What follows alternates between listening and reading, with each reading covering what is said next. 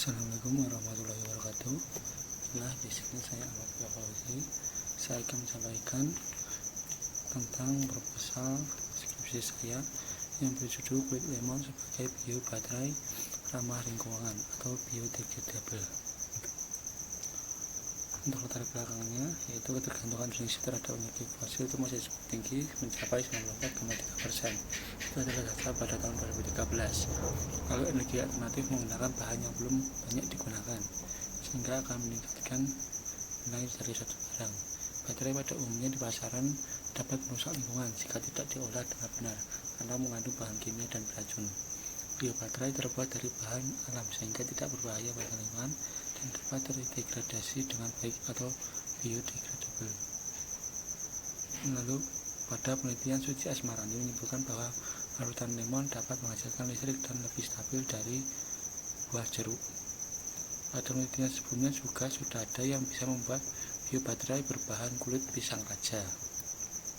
Untuk rumusan masalahnya, bagaimana nilai tegangan dan arus pada kulit lemon dan lemon yang dimasukkan pada wadah limbah baterai, bagaimana proses pembuatan biobaterai lemon, dan bagaimana efektivitas penggunaan lemon dan kulit lemon sebagai pengganti isi limbah baterai. Pada masalahnya, penelitian dilakukan pada suhu dan kelembapan ruangan yang sama, sehingga suhu dan kelembapan tidak mempengaruhi hasil penelitian. Sifat kelistrikan baterai yang akan dianalisis adalah tegangan dan kuat arus yang dihasilkan. Wadah, katoda, dan elektroda yang digunakan berasal dari baterai sekali pakai dengan merek yang sama. Lama fermentasi untuk lemon adalah 48 jam dan kulit lemon adalah kulit lemon segar. Mengetahui nilai arus dan tegangan yang dihasilkan biobaterai lemon dan kulit lemon, lalu mengetahui proses pembuatan biobaterai dan lemon dari lemon, kulit lemon dan limbah baterai dari sekali pakai. Mengetahui efektivitas kulit lemon dan lemon sebagai bahan pengisi biobaterai. Manfaatnya, mengurangi dampak lingkungan dari limbah kimia baterai, manfaatkan limbah kulit lemon, dan menambah variasi bahan biobaterai. Untuk landasan teorinya, yang pertama ada elektrokimia atau dari volta merupakan logam-logam yang berdasarkan kenaikan potensial elektroda standarnya. Umumnya dari volta yang sering dipakai ada lithium, kalium, barium, kalsium, Na, natrium, magnesium, aluminium, magnesium, seng, dan sebagainya.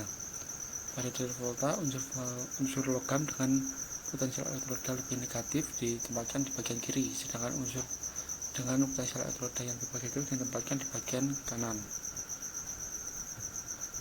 Elektroda adalah konduktor yang digunakan untuk bersentuhan dengan bagian atau media non-logam dari sebuah liquid, misal semikonduktor, elektrolit, atau vakum. Kata elektroda diambil oleh Philemon Michael Faraday dari bahasa Yunani.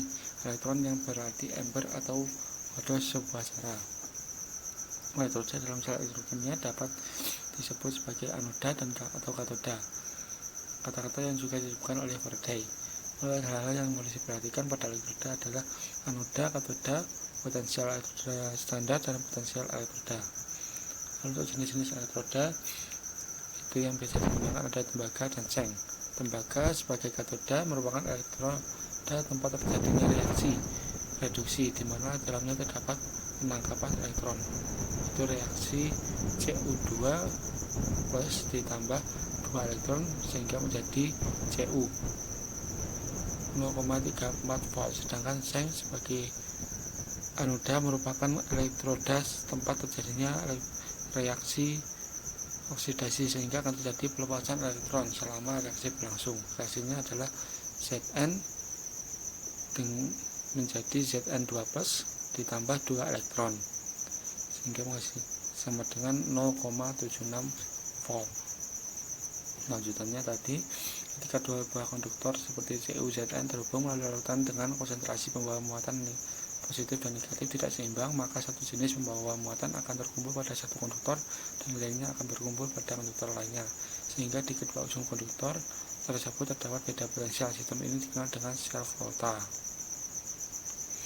Kalau elektrokimia, ada cabang ilmu kimia yang berkenaan dengan interkonvensi energi listrik dan energi kimia. Proses elektrokimia adalah redoks atau oksidasi reduksi, di mana dalam reaksi ini energi yang dilepas oleh reaksi spontan diubah menjadi listrik.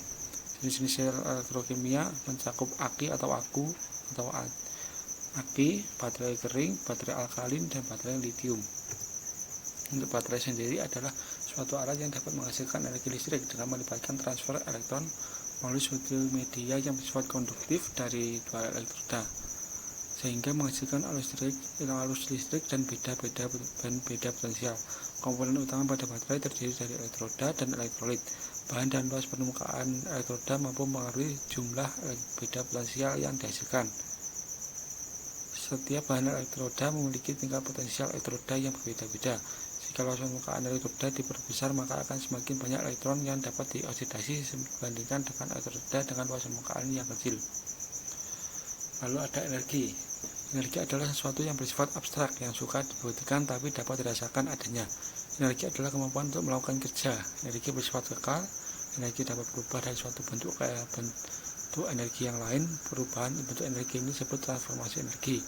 Energi merupakan kuantitas yang mendasar. Suatu konsep lain merupakan apa yang disebut daya, yang merupakan kecepatan energi itu persatuan waktu, atau dalam rumus P sama dengan E per T, di mana E merupakan energi dalam satuan joule, satuan waktu adalah detik, dan P adalah daya dengan satuan watt. Dengan demikian, dapat dirumuskan bahwa 1 watt sama dengan 1 joule per detik, atau E sama dengan P kali T. Lalu ada kelistrikan buah. Nah, di sini kita menggunakan lemon sebagai untuk menghasilkan listrik. Energi listrik dapat dihasilkan dari buah-buahan, khususnya buah yang mengandung banyak asam nitrat. Pada dasarnya, suatu larutan asam dapat mengantarkan elektron dan menghasilkan arus listrik yang dapat digunakan sebagai biobaterai. Prinsip biobaterai hanya melibatkan transportasi elektron antara dua elektroda yang dipisahkan oleh medium konduktif atau elektrolit yang memberikan kekuatan gerak elektro berupa potensial listrik dan arus. Pada elektroda elektrolit, elektron mengalir dibawa oleh ion-ion dan kemudian mengalami elektrolisis. Lemon, jeruk sidrum asli atau buah lemon merupakan berbentuk bola telur dan mempunyai puting pada ujungnya. Di Indonesia lebih dikenal sebagai sebutan lemon susu daripada jeruk sidrum.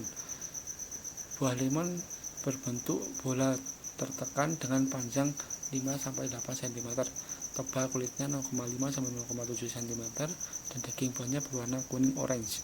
Rantingnya tidak berduri dan tangkai daunnya selebar 1-1,5 mm. Termasuk dalam filum Spermatophyta, subfilum Angiosperma, kelas Dicotyledon, ordo Rutaceae, famili Rutaceae, genus Citrus, dan spesies Citrus limon L. Lalu untuk lemon sebagai elektrolit, KCl merupakan elektrolit kuat yang mampu terionisasi dan mengantarkan arus listrik. Jeruk mengandung beberapa mineral yang dapat berfungsi sebagai elektrolit. Mineral dalam jumlah terbanyak adalah potasium atau kalium. Jeruk juga mengandung garam sodium yang mengandung klorida dalam jumlah sedikit. Reaksi antara potasium atau kalium dan garam sodium dapat membentuk kalium klorida atau KCl yang termasuk dalam golongan elektrolit kuat. pH atau derajat keasaman digunakan untuk menyatakan tingkat keasaman atau basa yang dimiliki oleh suatu zat, larutan, atau benda. Lewis mendefinisikan suatu asam sebagai senyawa yang dapat menerima sepasang elektron. Berdasarkan definisi Lewis tentang asam, jelas bahwa terdapat keasaman antara asam dengan pengoksidasi. Kedua-duanya cenderung untuk menarik elektron, di mana dinamakan elektrofilik atau elektron attracting agent. Asam akan menerima pasangan elektron dari basa membentuk ikatan kovalen, sedangkan pengoksidasi menerima elektron. Lalu untuk fermentasi merupakan proses memproduksi energi di dalam sel dalam keadaan tanpa oksigen atau anaerob. Pada umumnya fermentasi dilakukan untuk menghasilkan keasaman dari bahan. Proses fermentasi menghasilkan asam yang lebih. Hal ini meningkatkan kekuatan elektrolit dalam bahan, sehingga menjadi lebih reaktif dengan elektroda dan menghasilkan tegangan yang lebih tinggi. Dalam penelitian kemarin, terdapat hubungan konduktivitas listrik pH dengan lama hari penyimpanan wortel. Waktu penyimpanan yang semakin lama cenderung menyebabkan konduktivitas listriknya semakin meningkat. Hal ini dapat disebabkan karena sifat larutan yang semakin asam tersebut. Untuk alat dan bahan yang diperlukan dalam penelitian ini adalah buah lemon, baterai bekas AA, lampu LED, voltmeter, fitting, gunting kuku, saringan, obeng, blender, dan pisau. Untuk ini kita lewati. Sekian dari saya. Ada kurang lebihnya mohon maaf. Ada tanyakan silahkan tanyakan di diskusi selanjutnya. Wassalamualaikum warahmatullahi wabarakatuh.